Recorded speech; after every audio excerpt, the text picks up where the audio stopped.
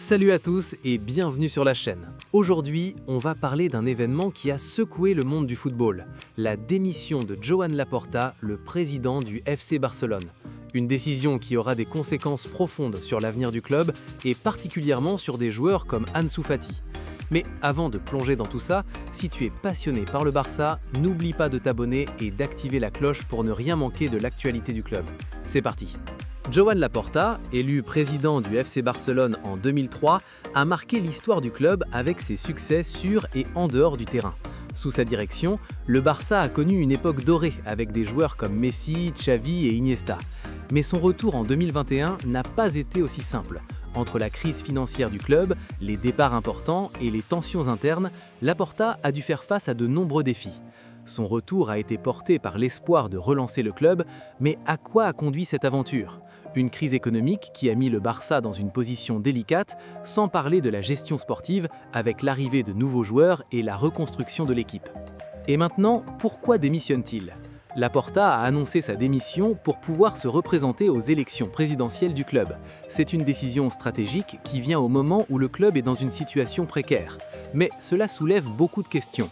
Pourquoi quitter la présidence alors que le club traverse encore une crise financière et sportive ?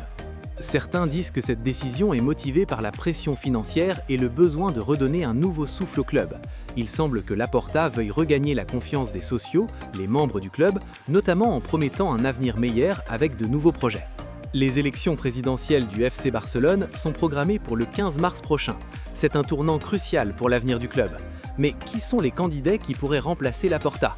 Le plus connu est Victor Font, un ancien rival de Laporta.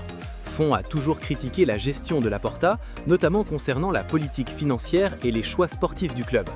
Font promet de redresser le club en se concentrant sur l'intégrité financière et en mettant l'accent sur la formation des jeunes. Mais les enjeux sont énormes. Quel président pourra redonner la stabilité au Barça et quel modèle pour l'équipe ?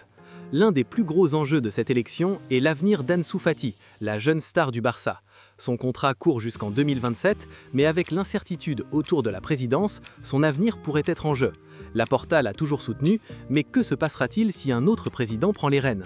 Le rôle d'Ansu Fati dans l'équipe pourrait aussi changer, et les rumeurs de départ commencent à circuler. La situation financière du club est un facteur clé dans cette question. Si les finances sont toujours en crise, le club pourrait être contraint de vendre des joueurs, et Fati pourrait être une cible.